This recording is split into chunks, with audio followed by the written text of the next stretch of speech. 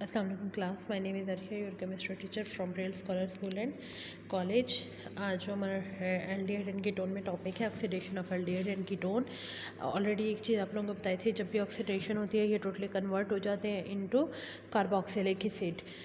जब इनकी ऑक्सीडेशन होती है कार्बोक्सिलिक एसिड में कन्वर्ट हो जाते हैं, लेकिन यहाँ पे हम कुछ कंडीशंस देखेंगे किन किन कंडीशंस में होते हैं oxidation of aldehyde. First of all हम इस चीज़ को डिस्कस करेंगे। अब यहाँ पे एल्डिहाइड में ऑक्सीडाइजिंग एजेंट्स हमें चाहिए होते हैं, जो कि यहाँ पे माइल्ड ऑक्सीडाइजिंग एजेंट भी है, स्ट्रॉन्ग भी। अब mild oxidising agent like Tollens reagent, Fehling solution and Benedict solution, इसमें से एक अगर आपको फॉर एग्जांपल टॉलरेंस रिएजेंट का कैसे रिएक्शन है, ये डिस्टिंग्विश करने के लिए होते हैं रिएक्शंस। मीन्स कि ये आपके रिएक्शन को डिस्टिंग्विश करते हैं फ्रॉम अदर रिएक्शंस, और तो इसलिए हम कह सकते हैं ये हमारे पास कन्फर्मेटरी टेस्ट होते हैं। जैसे बेनेडिक्ट सोल्यूशन जो है वो alkaline solution of ammoniacal silver nitrate के साथ इसे जब ट्रीट किया जाता है, इसे यूज़ किया जाता है टेस्ट को, और सिल्वर आयंस जो प्रेजेंट होते हैं वो क्या करते हैं हाइड्रोक्सिल आयन, क्योंकि अल्कलाइन सोल्यूशन लिए हाइड्रोक्सिल आयन कंसनट्रेशन के साथ मिलते हैं सोल्यूशन में, और ये ब्राउन प्रेसिपिटेट बनाते हैं। अब यहाँ पे जाहिर है हाइड्रोक्सिल ग्रुप किसका होगा, हाइड्रोक्सिल ग्रुप एसिड का होगा, जो कि फॉर्मेशन हो जाएगी और सिल्वर ऑक्साइड्स बना देते हैं। ये जो डिज़ोल्व्ड एक्वस अमोनिया होती हैं, ये क्या करते हैं formation of diamine silver बनाते हैं, आयंस बनाते हैं। इससे हमें जब ये प्रेसिपिटेशन होती है तो हमें कंफर्म हो जाता है कि यहाँ पे हाइड्रोक्सिल ग्रुप के फॉर्मेशन हो चुकी है, मींस कार्बोक्सिलिक एसिड की फॉर्मेशन हो चुकी है। इसी तरह आप लोगों का जो असेसमेंट है वो ये कि आपने इन तीनों रिएजेंट्स को, मीन्स जो माइल्ड ऑक्सीडाइजिंग एजेंट्स हैं, इनको आपने सर्च करना है और इनको आपने, ये आपका होमवर्क है। अब जो स्ट्रॉन्ग ऑक्सीडाइजिंग एजेंट जैसे पोटाशियम क्रोमेट है, in the presence of sulphuric acid, potassium permanganate in the presence of sulphuric acid and dilute nitric acid, इन सबको जब ट्रीट किया जाता है एल्डिहाइड के साथ तो ये कन्वर्ट हो जाते हैं इनटू कार्बोक्सिलिक एसिड। अब यहाँ पे फॉर एग्जांपल यहाँ पे एसिटाल्डिहाइड है, जब इसे ट्रीट करेंगे आप किसी, अब इसको आप जब ट्रीट करते हैं पोटाशियम क्रोमेट को इन the presence of sulphuric acid, acidic condition देते हैं तो ये एसिडिक एसिड में कन्वर्ट हो जाता है।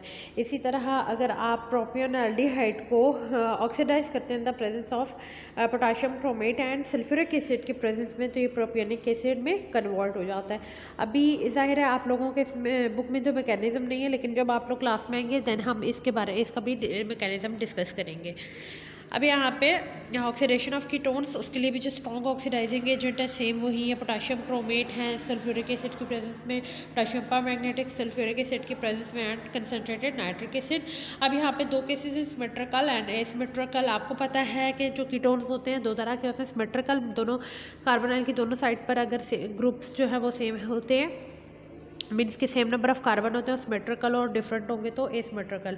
अब सिमेट्रिकल में carbon joint with smaller number of hydrogen atom is oxidised, smaller number of hydrogen जहाँ पर होंगे वो ऑक्सीडाइज होगा, और इसके साथ जो ओनली वन कार्बन, जो अब देखिए दोनों साइड पर सेम कार्बन है कार्बोनाइल के, तो एक तो कार्बोनाइल ग्रुप जो है वो तो ऑब्वियसली ऑक्सीडाइज होगा ही, लेकिन इसके साथ में दो तरह के सिमेट्रिकल वो ग्रुप्स अटैच्ड हैं, अल्काइल ग्रुप अटैच्ड हैं, उनमें से कोई एक ऑक्सीडाइज होगा जो कि कार्बोक्सिलिक एसिड में कन्वर्ट होगा। जैसे यहाँ पर आप देखिए दोनों साइड पर सिमेट्रिकल, यहाँ पे मिथाइल ग्रुप है, ऑक्सीडाइज होंगे, एक इसमें से ये वाला ऑक्सीडाइज हो गया, इसने क्या बना दिया फॉर्मिक एसिड, और दूसरा वाला इसी के साथ अटैच्ड रहा, उसने एसिडिक एसिड की फॉर्मेशन की। अब अनसिमेट्रिकल केस जब आ जाता है तो इसमें जो कार्बन ज्वाइंट होता है with smaller number of hydrogen, वो तो परफेक्टली ऑक्सीडाइज होता है, जो ऑलरेडी हमने डिस्कस किया है कि कार्बोनाइल वाला जो कार्बन है वो तो ऑब्वियसली ऑक्सीडाइज होता है। लेकिन जो स्मॉलर अल्काइल ग्रुप जिस साइड पर होंगे, मतलब आप एसिमेट्रिकल में एक साइड पर जाहिर है ज़्यादा कार्बन होंगे, एक साइड कम होंगे, जिस साइड पर कम कार्बन होंगे वो ऑक्सीडाइज हो जाएगा। अब यहाँ पे देखिए, यहाँ पे 2 नंबर ऑफ कार्बन है, यहाँ पे 1 है, तो ये ऑक्सीडाइज हुआ। जो स्मॉलर नंबर ऑफ कार्बन जो है वो ऑक्सीडाइज होगा, वो किस में कन्वर्ट हो गया एसिटिक एसिड में, ये वाला जो है वो एसिटिक एसिड में कन्वर्ट हुआ, और दूसरा वाला भी जो स्मॉलर नंबर ऑफ कार्बन थे, जैसे हमने यहाँ पे डिस्कस किया था कि जो carbonyl group remain with smaller alkyl group, carbonyl group के साथ कौन सा ग्रुप रहता है, स्मॉलर नंबर ऑफ कार्बन, ये इसी के साथ रहेगा और ये वाला दोबारा से ऑक्सीडाइज होकर किस में कन्वर्ट हो जाएगा, हेवी एसिटिक एसिड में। मतलब ये वाला स्मॉलर ग्रुप कार्बन इस साइड से, तो वो एसिटिक एसिड के साथ कार्बोनाइल के साथ रहा, ये वाला इससे अलग हो गया, जब इसकी ऑक्सीडेशन हुई एक साइड पर ऑक्सीडेशन हुई, दूसरा ग्रुप उसके साथ अटैच रहा। अब आपकी जो सेल्फ असेसमेंट है वो ये है कि आप लोगों के, एक तो ऑलरेडी बता दिया आपने वो सर्च करना है, और दूसरा ये है कि आपने इनके मैकेनिज्म करने की कोशिश करना है। ऑब्वियसली आप लोगों को नहीं आएंगे, लेकिन कोशिश अगर आप कर सकते हैं तो ठीक है। ओके, थैंक यू, अल्लाह हाफिज़।